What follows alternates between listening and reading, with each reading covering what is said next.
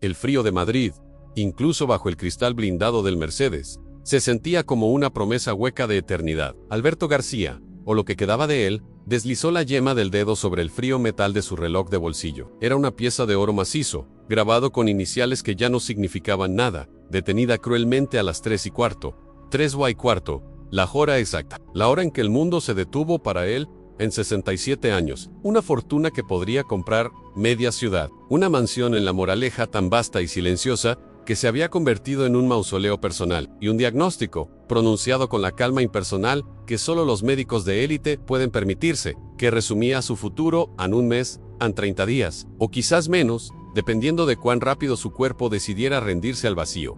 Alberto no le temía a la muerte, le temía al vacío que dejaría, y más aún, al vacío que ya sentía. Su esposa, su hija, ambas, se habían ido en ese maldito instante, a las 3:15, hace casi 50 años. Desde entonces, el tiempo para él no había sido una medida, sino una tortura, una sucesión interminable de mañanas grises, donde la riqueza solo servía para enfatizar su soledad monumental. Doña Pilar, su gobernanta, una mujer de unos 60 años, con la firmeza de un roble, conducía con precisión austera. Ella era la única constante en su vida, de los últimos 30 años, la única persona que se atrevía a recordarle que tomara sus pastillas, o que el mundo seguía girando, aunque él no quisiera verlo. Se detuvieron en un semáforo particularmente largo, justo en la confluencia de dos avenidas principales, un nudo de escape y desesperación madrileña. Señor Alberto, ¿está seguro de que quiere pasar por aquí hoy? El tráfico es terrible, musitó doña Pilar, ajustando sus gafas. Alberto no respondió de inmediato. Sus ojos no estaban en los coches, sino en la acera, en la maraña de vida que luchaba por subsistir en los márgenes de su burbuja de lujo. Y entonces la vio María, 9 años. Llevaba una chaqueta gastada, 2 tallas más grande, que no lograba protegerla del viento cortante. Sus zapatillas estaban rotas y la suciedad se había incrustado en los pliegues de sus manos pequeñas. Sostenía con una profesionalidad infantil una caja de cartón llena de paquetes de chicles y caramelos baratos. Para María, la vida no era una cuenta regresiva de 30 días, sino una maratón diaria para evitar el desastre. Cada semáforo rojo era una oportunidad de oro, un respiro de 30 segundos, donde su diminuta existencia podía marcar la diferencia entre tener la medicina para su madre o no. Su madre, Clara, yacía en un piso minúsculo apenas iluminado, devorada por una enfermedad pulmonar crónica que exigía un flujo constante y costoso de medicamentos. María era su única fuente de ingresos. Esa mañana, el dolor de estómago la había despertado antes del amanecer, pero el miedo era un mejor motivador que cualquier desayuno. Había besado la frente febril de su madre y había salido a enfrentarse a la jungla de asfalto. El Mercedes negro, pulido hasta el brillo, parecía una montaña inexpugnable. María se acercó con la timidez mezclada con la audacia de quien no tiene nada que perder. Tocó el cristal con un nudillo tembloroso. Ana Alberto la observó. No era la primera niña que vendía en el semáforo, pero había algo en sus ojos, una mezcla de sabiduría antigua y desesperación pura, que le recordaba a la expresión de su propia hija, justo antes de subir al coche aquella fatídica tarde. Doña Pilar, viendo el interés inusual de su jefe, bajó la ventanilla eléctrica solo un poco, dejando entrar el estruendo del tráfico y un soplo de aire frío. ¿Caramelos, señora? Solo, un euro. Son muy buenos, dijo María.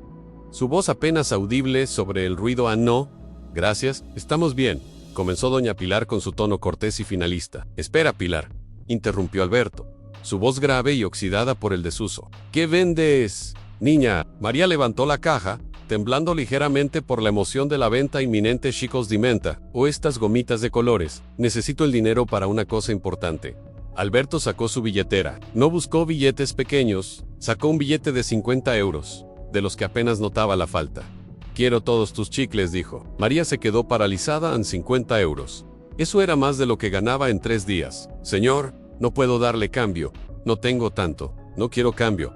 Quiero tu caja vacía ni tu nombre. ¿Cómo te llamas? Me llamo María, respondió, entregando la caja como si fuera de cristal. Sus ojos se llenaron de una gratitud tan profunda que por un instante, el corazón congelado de Alberto sintió una punzada de calor. Gracias, señor. Muchísimas gracias, Annie. Sin esperar el cambio de luz, corrió hacia la acera, apretando el billete contra su pecho como si fuera a desaparecer. El semáforo cambió a verde. Doña Pilar arrancó suavemente. Señor, no debe dar dinero de esa forma, fomentan silencio. Pilar, ordenó Alberto, sin levantar la voz, pero con una autoridad que no usaba a menudo.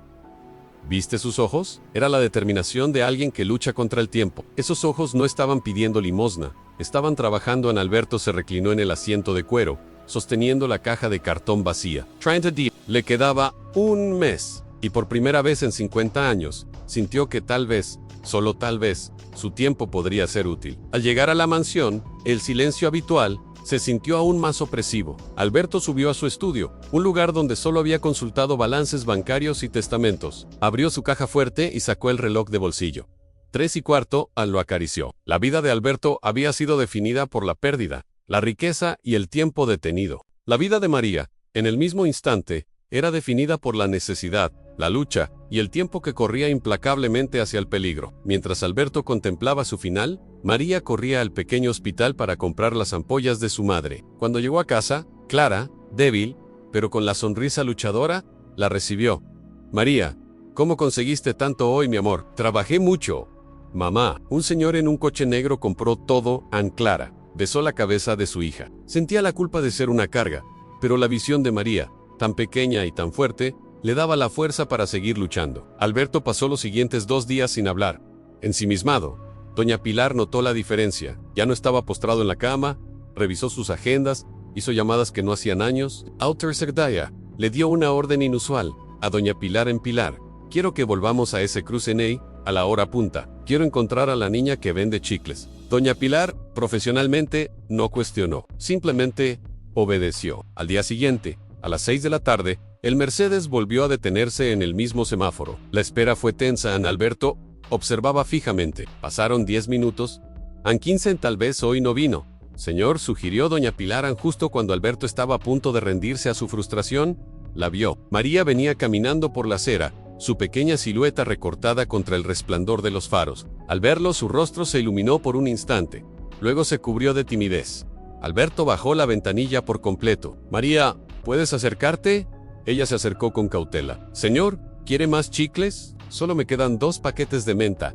«No, María, quiero hablar contigo. ¿Tienes unos minutos? Podemos hablar aquí. No te quitaré mucho tiempo». Ella miró a los lados, asegurándose de que nadie más tomara su punto de venta. Asintió. «Andaime, María». «¿Por qué necesitas tanto el dinero?», preguntó Alberto. Saltándose las formalidades, María dudó. Nunca le había contado su situación a nadie que no fuera su madre, pero la seriedad del anciano la hizo confiar.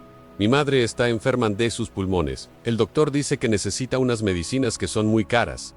Y, si no las toma, se pone muy mal». Sus ojos se humedecieron. «Yo tengo que ayudarla». Alberto sintió que un puñal se clavaba en un lugar que creía extirpado. La imagen de su propia hija, enferma antes del accidente. La desesperación que él no pudo curar con todo su dinero. «¿Tienes padre, María?» Ella bajó la mirada, pateando una pequeña piedrecita en el asfalto. «No, nunca lo conocí». «¿Y no tienes otros familiares que te ayuden?» «Solo mi madre». «¿Somos solo nosotras?» Alberto asintió lentamente. «Solo nosotras, solo yo». 2 soledades absolutas, unidas por el hilo fino de la desesperación. Sacó el reloj de bolsillo. La luz de la calle se reflejó en el oro, iluminando el instante congelado. 3:15. «Mira esto, María, este reloj lleva 50 años parado. ¿Sabes por qué?» María se acercó, fascinada. «¿Se rompió, señor?» «Se rompió el día que perdí a mi hija. Ella tenía tu edad». 9 años. A la voz de Alberto se quebró. Doña Pilar, en el asiento delantero, se tensó, escuchando una confesión que nunca creyó posible oír. «Desde ese día, sentí que mi vida se detenía. He pasado 50 años mirando este instante congelado». Miró a María, sus ojos marrones, llenos de vida y lucha. «Tú estás luchando por el tiempo de tu madre. Yo estoy luchando contra el tiempo que se me acaba». Hizo una pausa dramática, sabiendo que la niña no entendía el diagnóstico, pero sí la urgencia. «Necesito hacer algo importante con el poco tiempo que me queda». «¿Va a comprar todos mis chicles otra vez, señor?», preguntó María. Inocente, Alberto sonrió, una sonrisa genuina que doña Pilar no veía hace años.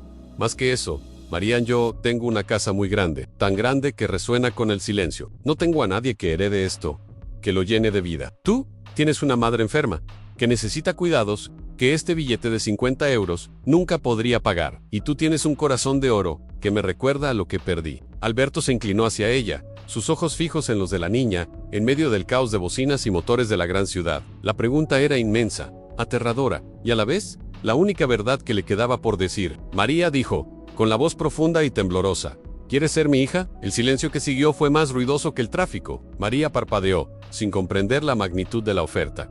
Hija, no entiendo, señor. Yo ya tengo una mamá. ¿Y mi mamá? ¿Dónde se quedaría? Tu madre vendría contigo. Por supuesto, a la mansión. Ella recibiría a los mejores médicos, los que mi dinero puede pagar. Y tú vivirías segura. No tendrías que vender chicles bajo el frío. Sirius, Mihailo. Yo te daría mi nombre, mi apellido, mi futuro, Anne. Yo te daría mi tiempo. El poco que me queda. María miró sus manos, sucias de hollín. Un castillo médicos para su madre. La propuesta era tan inverosímil que parecía un cuento de hadas cruel. Pero usted es millonario, dijo María. ¿Por qué yo? Yo no soy nada, Aneres. Todo lo que queda de la bondad en este mundo. María, Aneres, la prueba de que el amor es más fuerte que el miedo. Y eso vale más que todos mis bancos en Doña Pilar. Incapaz de contenerse más, se giró ligeramente. Señor Alberto, debemos discutir esto. Es una decisión legal muy seria. Lo es. Pilar, y ya la he tomado. Si esta niña acepta, me encargaré de los abogados mañana mismo. Miró de nuevo a María. ¿Qué dices? María, te ofrezco seguridad para tu madre. A cambio de que le dé significado a mi final. María pensó en Clara, en el terror de la tos nocturna, en el frío que se colaba por las ventanas, pensó en las jeringuillas que costaban más de lo que podía ganar en una semana. Cerró sus pequeños puños. Si mi madre está bien. Si acepto, susurró. Pero quiero seguir cuidándola. Lo harás. ¿Juntos? Prometió Alberto, sintiendo una ligereza en su pecho que no experimentaba desde la infancia. Alberto le dio a Doña Pilar la dirección de María al día siguiente. Doña Pilar, con una mezcla de consternación y admiración, fue a la dirección humilde. El edificio era viejo, con olor a humedad. Clara, al ver a la elegante mujer, pensó que se trataba de servicios sociales o algún cobrador. Doña Pilar, con su habitual eficiencia, resumió la situación. Mi jefe, el señor Alberto García, tiene una propuesta. Quiere adoptar legalmente a María. Y a cambio, su madre, usted, vendrá a vivir con ellos para recibir la mejor atención médica posible. A Clara estaba en shock. Miró a María, que esperaba con ojos ansiosos. ¿Por qué haría algo así un extraño?, preguntó Clara, con el instinto protector de una madre. El señor García no es un extraño. Es un hombre muy solo. Y es tan enfermo, le queda poco tiempo, explicó Doña Pilar suavizando su tono. Él no busca nada más que dejar un legado de amor, no de dinero. Clara finalmente cedió. No por la promesa de la riqueza, sino por la visión de su hija a salvo, y la esperanza de salvar su propia vida para poder seguir siendo madre. El traslado fue rápido y discreto. De la noche a la mañana, María y Clara se encontraron en la opulencia abrumadora de la mansión García. Clara fue instalada en un ala de la casa con enfermeras privadas y un equipo médico de cabecera. María, por su parte, fue llevada a una habitación que parecía sacada de un sueño, con ventanas que daban a un jardín interminable y una cama que la hacía sentir como si durmiera en una nube. Alberto la recibió en el comedor. Vestía un traje de seda, pero su expresión era vulnerable. «Bienvenida a casa, hija», dijo Alberto, la palabra sintiéndose extraña y sagrada en su boca. María se sentó tímidamente frente a una mesa que podía alimentar a un vecindario. «Gracias, papá». La palabra salió fácil y natural. Los días siguientes fueron un torbellino de amor y burocracia. Abogados, médicos y notarios entraban y salían de la mansión. Alberto no perdía el tiempo. Sabía que el reloj de su vida real, a diferencia del de su bolsillo, corría a toda velocidad. María, liberada de la carga de la venta callejera, se dedicó a su madre y a su nuevo padre. Leía a Clara por las tardes y por las mañanas, acompañaba a Alberto en su estudio. Alberto le enseñó a jugar ajedrez, a leer los periódicos, a entender que la riqueza era una herramienta, no una meta. Ella le enseñó a reír de nuevo. Le contaba las anécdotas de la calle, las caras graciosas de los conductores enojados, y Alberto escuchaba, fascinado por la resiliencia pura. Una tarde, mientras Alberto le mostraba un álbum de fotos de su hija fallecida, Lucía, María se dio cuenta. Ella no era un reemplazo, sino una continuación, una segunda oportunidad para sanar el tiempo. «Papá», dijo María, tocando la foto de una niña sonriente, idéntica a ella. «Ella te está sonriendo ahora». Ana Alberto cerró los ojos, sintiendo lágrimas por primera vez en mucho tiempo. El proceso legal fue un infierno. La noticia de que el excéntrico millonario moribundo iba a adoptar a una niña de la calle levantó olas en la prensa y, peor aún, entre sus parientes lejanos, unos primos de tercer grado que no había visto en décadas. El conflicto estalló en la oficina de su abogado principal, el severo don Ricardo. «Alberto, esto es una locura. ¿Una niña de la calle? Sus primos alegan coerción. Quieren impugnar el testamento inmediatamente en que lo intenten», dijo Alberto, con una fiereza inesperada. «El testamento está siendo reescrito. María será mi única heredera. y su madre será beneficiaria de un fondo fiduciario vitalicio todo en orden. Quiero que los papeles de adopción estén firmados antes de que me vaya. La lucha legal se convirtió en una carrera contra la muerte. Los primos, liderados por un hombre codicioso llamado Jaime, intentaron de todo. Acusaron a María de manipulación, a Clara de oportunismo. Un día, Alberto estaba en su estudio, firmando documentos con una mano temblorosa, cuando María entró con los ojos rojos. ¿Qué pasa, pequeña? Un señor me llamó esta mañana, en el teléfono de la casa. Dijo que usted me estaba usando, que cuando muriera, me echarían a la calle, y mi madre moriría de frío. El rostro de Alberto se endureció. El conflicto era real y estaba tocando a María Gemí. «Es mi primo. Son serpientes que solo buscan el dinero», explicó Alberto, tomando su mano.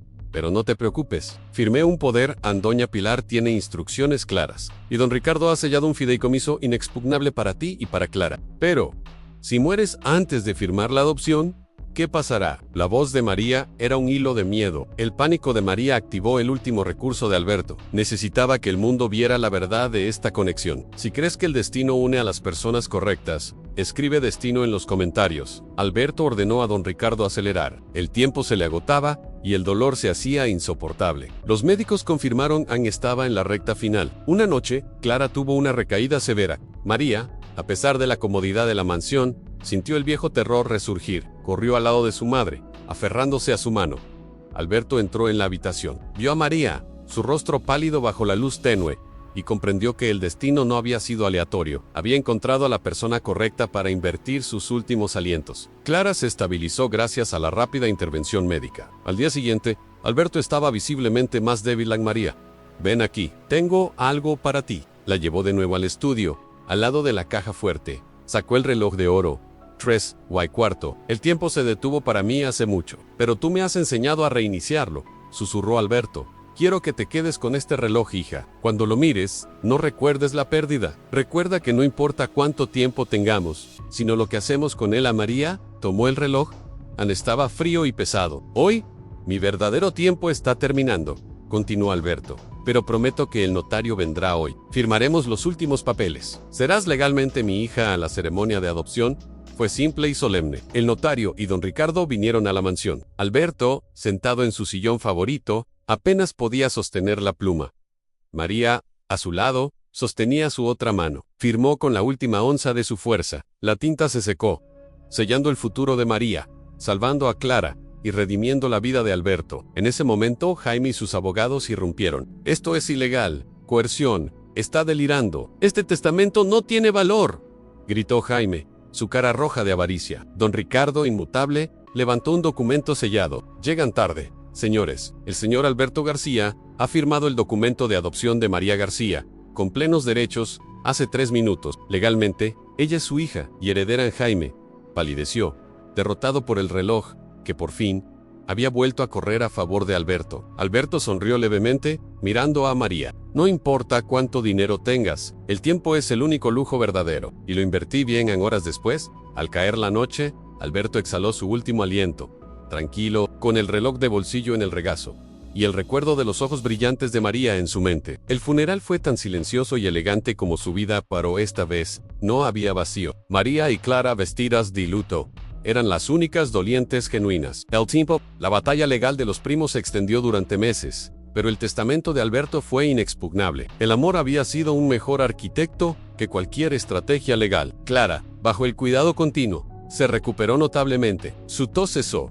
Sus pulmones sanaron. Había recuperado a su hija y ganado una segunda oportunidad. María creció en la mansión, pero nunca olvidó el semáforo. Usó la fortuna de Alberto no para volverse superficial, sino para ayudar a otros niños de la calle, fundando una organización con el apoyo de doña Pilar, quien se quedó para ser su tutora legal y moral. A los 18 años, María García era una joven brillante y compasiva. En su graduación, vestida con un vestido blanco, subió al estrado. Llevaba el reloj de bolsillo de oro, reluciente y ahora, reparado. El tiempo no se detenía. Hace años, mi padre biológico fue un desconocido. Mi vida era contar centavos en una esquina de Madrid. Mi padre adoptivo, Alberto García, un hombre que parecía tenerlo todo, me enseñó que la verdadera riqueza no está en lo que posees, sino en lo que estás dispuesto a dar. Miró el reloj. Lo había hecho grabar con una nueva inscripción. Justo debajo de las iniciales antiguas, el tiempo comienza ahora. Ella se convirtió en la guardiana del legado de Alberto transformando el mausoleo silencioso en un hogar lleno de risas, caridad y amor. Cumplió la promesa de Alberto, asegurándose de que su riqueza sirviera para sanar el dolor de los desfavorecidos. El dinero no le había comprado la felicidad, pero le había comprado tiempo, tiempo para amar y ser amado, tiempo para redimirse. Si esta historia tocó tu corazón, dale like y comparte con quien es tu verdadera familia.